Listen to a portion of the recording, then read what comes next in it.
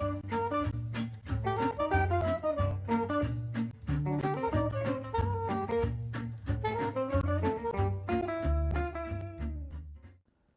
evening. I'm Isaac BenEzra, host and co-producer of Conversations.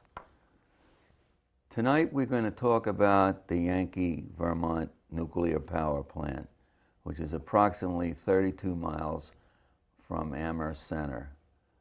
And with me is Hattie Nestel, who's a very big part of an organization called Nuclear Free Future Coalition.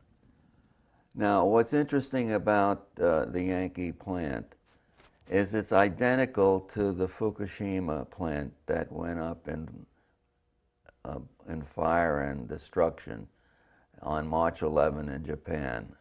And they're still trying to figure out what happened and the consequences. Hattie, why is it important for us to talk about the extension of Yankee, Vermont, to the future of not only Vermont but Massachusetts? Yeah, well, there's the Fukushima plants, number 2 and 3, were identical in type to the GE Mark I boiling water reactor that we have here in Vermont, about 35 miles from here. Vernon, Vermont, with very southeast corner, 4.5 miles from Northfield, Bernardston, Irving, you know that. 14 miles from Greenfield, Massachusetts, 35 miles or so from Northampton, and Leverett, Montague, Shutesbury, all the towns in western Mass, even down to Springfield, really. So it's the same exact reactor. And what's the difference, though, between how they handled the surplus, the used fission? Well, there's more spent fuel in Vermont Yankee and Pilgrim than in Fukushima, because Fukushima had more dry cast storage on site.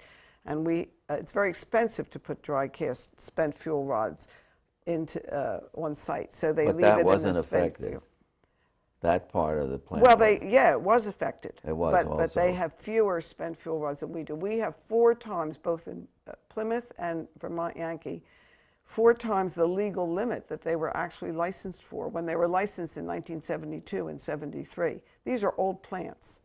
Their licenses are expiring, and the United States government has been, through their Nuclear Regulatory Commission, which is the regulatory agency of nuclear power, has already licensed 66 nuclear power plants out of the 104. 66 out of the 66 that applied for relicensing have been rubber stamped through by the NRC. And there's no lessons learned here there's no even inkling of wanting to learn lessons from Fukushima with the Regulatory Commission or Obama. 2 weeks after Fukushima, Obama came and spoke and said, I want to talk a minute about nuclear power. You know, it's the most lethal industry we have in the world, and he's going to give it a minute. And he said, of course we can't meet our carbon emission standards, our goals of 80% reduction by 2035, unless we have nuclear power. But he could have easily said, unless we have wind, or unless we have solar. There was no reason for him to say nuclear, but he said nuclear. And he said, I want to have an in-depth inspection and to make sure that it's safe.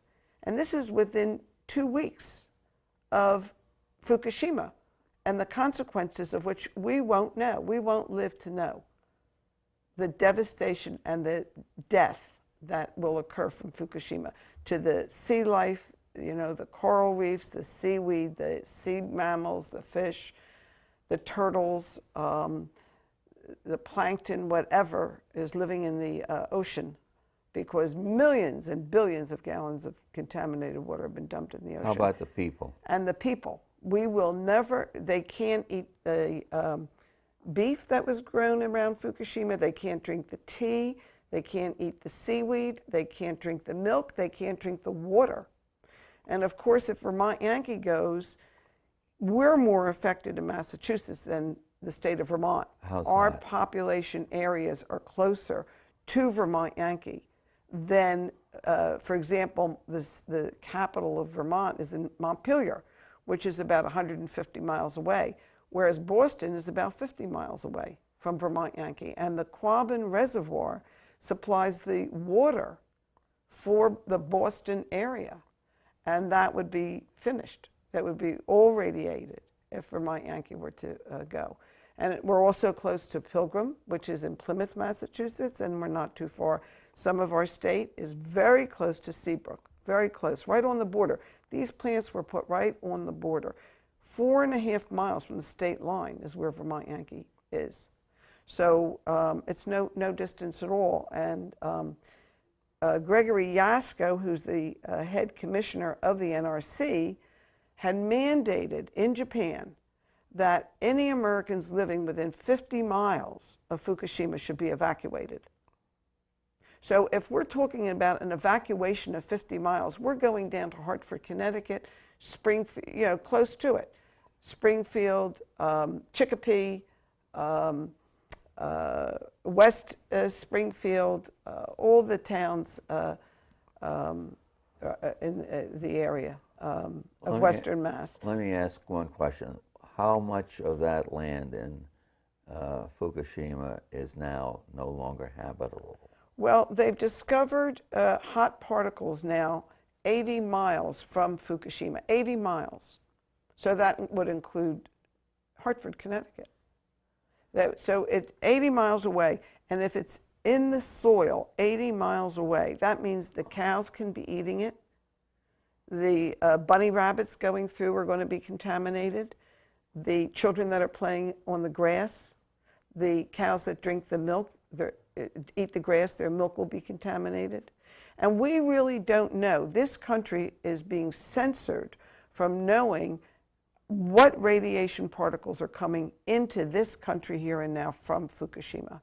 There was one announcement through the Patrick administration that talked about radioactive isotopes from Fukushima being found in Boston. And he said at that time, his decision was to tell the people have a right to know. That was the end of information about Fukushima. We know, for example, from Chernobyl, that the cloud went around twice. Every time it rains, when this goes up into the air and it forms these rain clouds, wherever these rain clouds pass and rain, that's where the radioactive isotopes are going to come. And there's no way to prevent that. And we are not hearing, the government is not monitoring it and is censoring any information that they have. They may be monitoring it. They may be. They probably are. It doesn't mean it's going to be made public. They would probably not want to make that I don't public. think you're hearing about it, and I'm not hearing about it. But I'm saying that maybe. Don't believe for 1 second that they're not on top of it. But the question is, I don't know.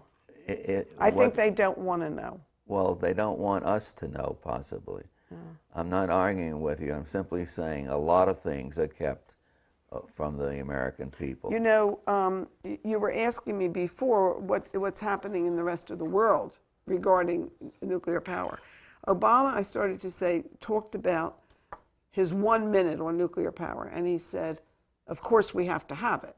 Well, there's no of course we have to have it about it. And they take the longest to build, the most expensive, the least energy efficient, because they produce the most thermal heat. You know, they're bad all around. The uranium mining is a disaster. 3/4 of the uranium mines are on native and aboriginal lands. It's a disaster for those people. And then, of course, we have no solution to the waste. But after he said that, the point is that the chair that he appointed, Gregory Yasko, said, we'll take a quick look, but it will not affect relicensing. And within about 10 days, he relicensed 4 reactors. And Vermont Yankee is one of them. And it's the exact same GE Mark I boiling reactor as Fukushima. Now, Hattie, what is the status of this right now?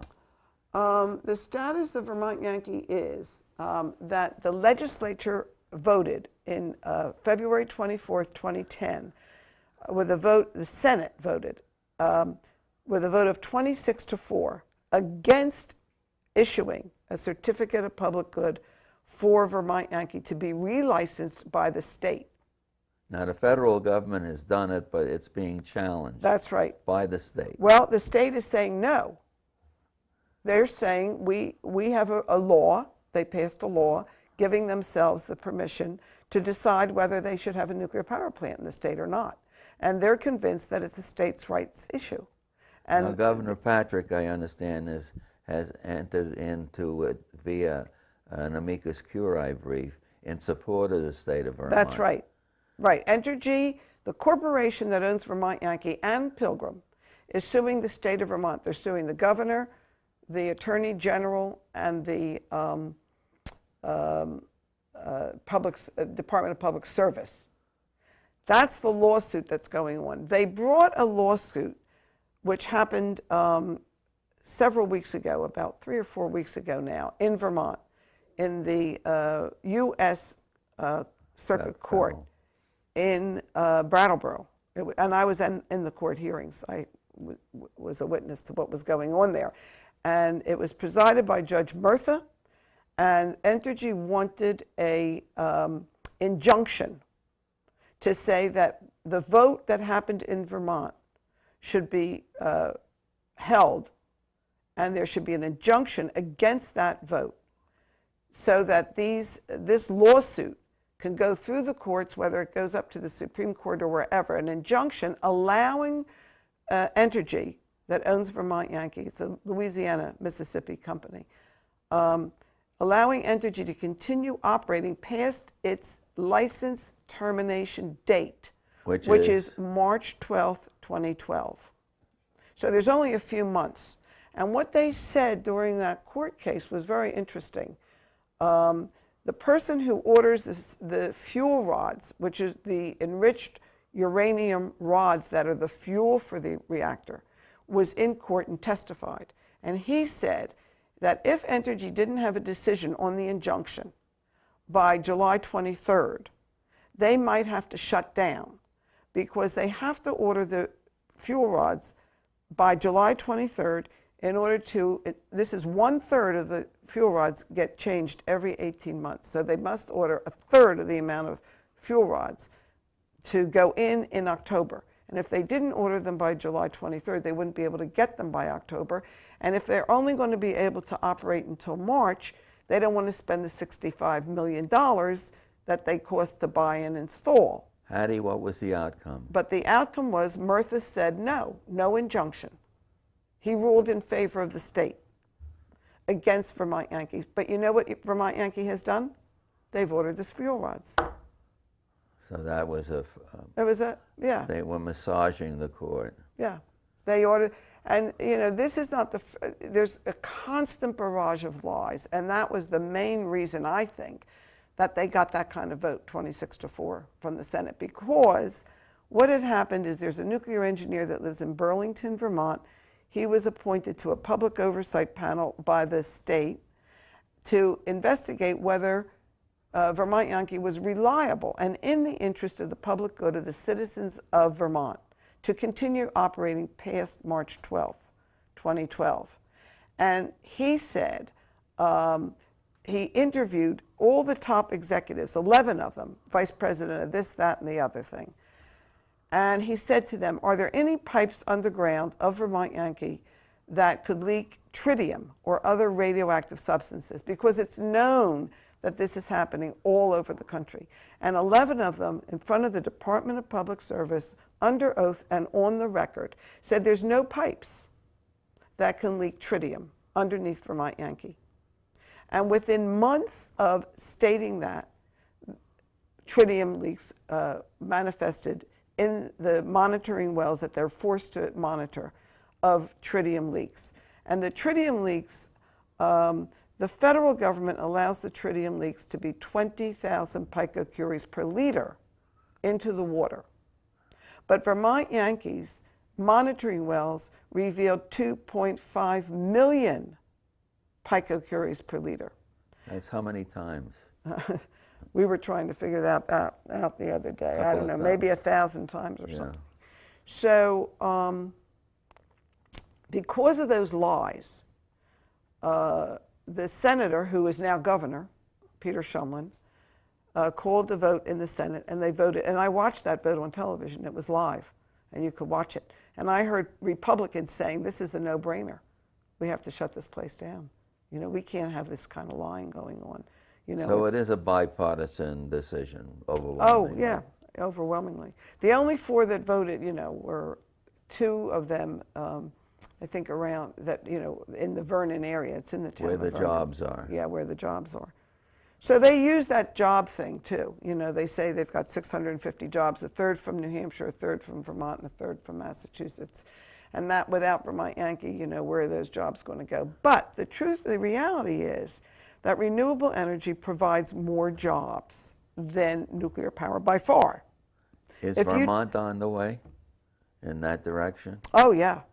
Every day I'm reading, I just read on the internet today that there's going to be more nuclear power, solar fields in Montpelier, in the Northeast Kingdom. There's a big wind farm going in Burlington.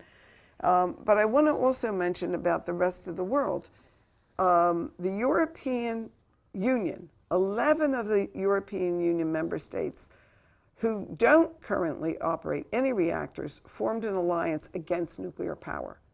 They're Austria, Latvia, Denmark, Malta, Liechtenstein, Greece, Ireland, Portugal, Estonia, Cyprus, and Luxembourg. And they signed a declaration demanding strict safety standards and increased liability for their operators. The statement declared that nuclear power is not sustainable or suitable for climate protection, and that it should be replaced by renewables as soon as possible.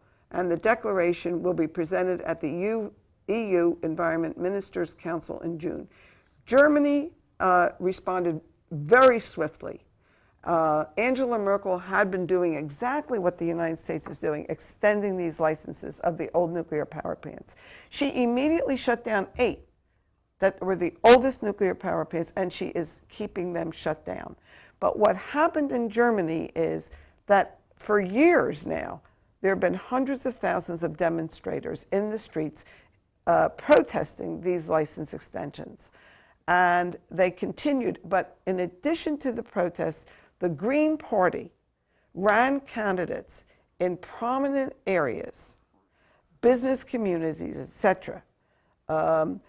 And they got their candidates elected on a no nuclear power platform. And Angela Merkel saw that. And after Fukushima, she has now done 180-degree where I'm reading from is a very good newsletter, by the way, called Nuke Watch. And they have a very, very good article on here. And they entitle it, Greens Call Germany's Reactor Phase Out Too Slow. So the Green Party is even wanting it to be faster. But Angela Merkel has stated publicly, internationally, that there will be no more nuclear power reactors in Germany after 2021. And I understand Spain, Switzerland, and Italy are taking similar actions. Right. And, you know, so it came about from people in the street. There's a picture here of a human chain of 160,000 people in Germany. And you can go online and watch these German demonstrations. A lot of young people, a lot of young families, a lot of people carrying babies on their shoulders, you know. You know, Hattie, I'm reminded of the meltdown in the Soviet, was it the Soviet? Chernobyl. Was that Russia? Ukraine. That was Ukraine. Mm-hmm. And its impact on not only Europe for decades, but as well as it not being habitable in that immediate area. And Germany suffered from Chernobyl. That's the point I want to make. It did. That do we have to wait until we have a catastrophe when we're forced to leave our homes and our communities before we take action? That can prevent this. There are other alternatives. The CEO of Entergy has a lot at stake. His salary is $27 million a year. His name is J. Wayne Leonard. He's the CEO of Entergy that owns about 10 nuclear power plants, including Indian Point on the Hudson River, which, again, we're not that far from, Vermont Yankee, and Pilgrim. and he has a lot at stake.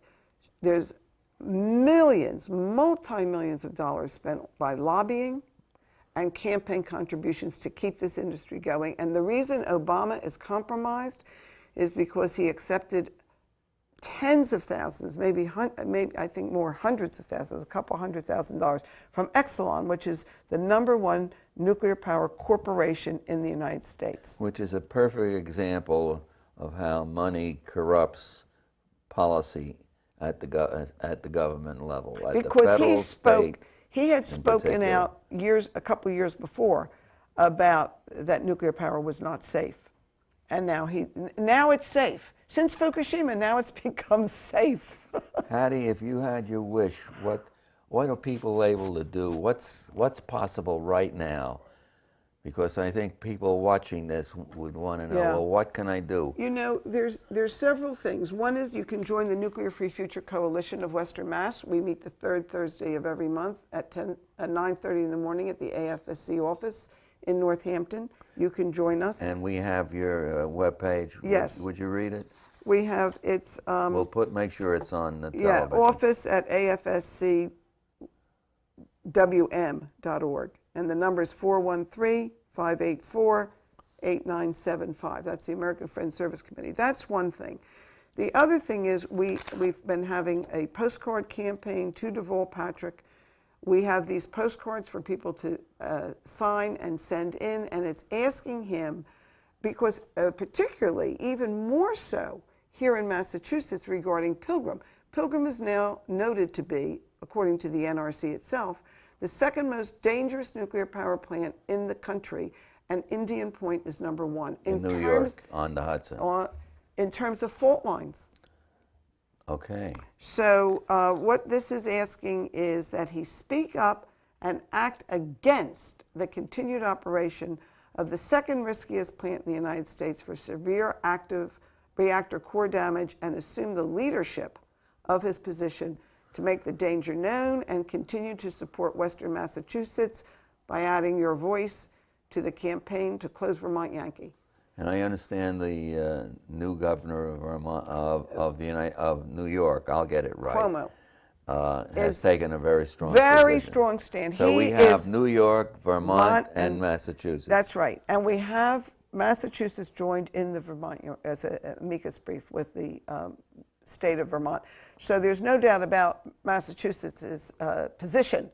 They know. And our representatives have passed a resolution in our Congress here in the state about nuclear power and the radiation and the dangers. And also, people should know the town of Amherst has passed a resolution due to Tom Lindemann and Dick Was this Stein. the select board? This was the select board. They have passed unanimously. The select board voted in favor of that resolution. You can go online to the town of Amherst. To close the Vermont Yankee plant. Because it's very dangerous. So we have Olver and Stan Rosenberg particularly being very active. And then within our state, we are blessed to have Ed Markey doing a fabulous job nationally about nuclear power. But we really need to know, Germany has 17 nuclear power plants, and they get 23% of their electricity from nuclear power. We have 104, and we get 20%. So if Germany can phase them out, certainly we can. There's no doubt about it. And Germany is going to be doing it. They're saying that in the next 10 years, the development of renewables and efficiency will replace 22% of the electricity now provided by nuclear. They're there. All we have to do is replace this 20%. And you can actually replace it with energy efficiency alone. Sounds like a job program to me if we It's a really great job. get with it. Absolutely. If you took $1 million, and this study was done by a woman at UMass, and I have this slide. I have all these slide, you know, I go around giving slide presentations. Do you give presentations? So anybody that wants a slide presentation. Make sure we get your email and your phone number, because this is the beginning of a conversation that needs to continue all over. Yeah. You know, I think we're about ready to wrap up this section. It's amazing how fast the time has Right. gone, but you hit on the key points. Yes, and I just want to take the moment to read this quote from Alice Stewart, who did Sure, go groundbreaking ahead. work on low-level radiation, Go which ahead. is what's coming out. There will be the possibility of sowing bad seeds into the gene pool from which future generations are drawn. There will be a buildup of defective genes into the population. It won't be noticed until it's too late. Then we'll never root it out, never get rid of it. It will be totally irrevocable. That's what is at stake. Hattie, thank you very much. Thank you. Your message is loud and clear. Good. And we'll have to continue this discussion because this is the beginning. Okay, thank you. We'll do it. We've got a lot of work ahead of us. Right. And would you like a button? Thank you very much. Nuclear power / nuclear Okay, power I'll put it button. on in a couple of minutes. Good. Now let me get And to... don't forget your postcard. Okay, I'll remember to fill it out. Right. In late July, I got an invitation from the Barack Obama committee to start up a campaign for the 2012, stay here, Oh, stay. 2012 election. And I was asked, since I had participated in the past, was I willing to submit names of people who might be willing to participate. And this is my response. And it's made out to Sarah, who is the National Coordinating Committee for this campaign that volunteers. Sarah, dear Sarah, I wish you well. We can do. The president's version deporting more than 1 million migrant workers, expanding the G.W. Bush wars, droning to death thousands of innocent victims to preserve degenerate anti-democratic regimes, bailing out the criminals on Wall Street at the expense of millions of homeowners and taxpayers, fleeced, bait and switched with illegal, deceptive mortgages. And now we watch the sellout of the young, old, and disabled in the name of curing the deficit, expanding the Patriot Act in the name of saving our democracy. What a sham. Shame on an administration surrounded by the same Wall Street crowd who financially gained by our wars that feed the industrial and military complex. While we focus on terrorism and the deficit, where is the leadership to create employment? While government owns toxic real estate, we had the opportunity to keep families in their homes, prevent vandalism, save thousands of neighborhoods. No plan to bail out the American people. Contributed to the lowering of real values of homeowners and ensured a glut in the market of vacant homes for the hustlers ready to milk and bilk the American public once again. Thousands of community organizers and organizations are not waiting for the next campaign. We are working today and every day to change the agenda for peace and economic justice at home and abroad. Tell me, Sarah, that the deficit deal will not be a sellout of part of the social contract to save the nation from an economic calamity.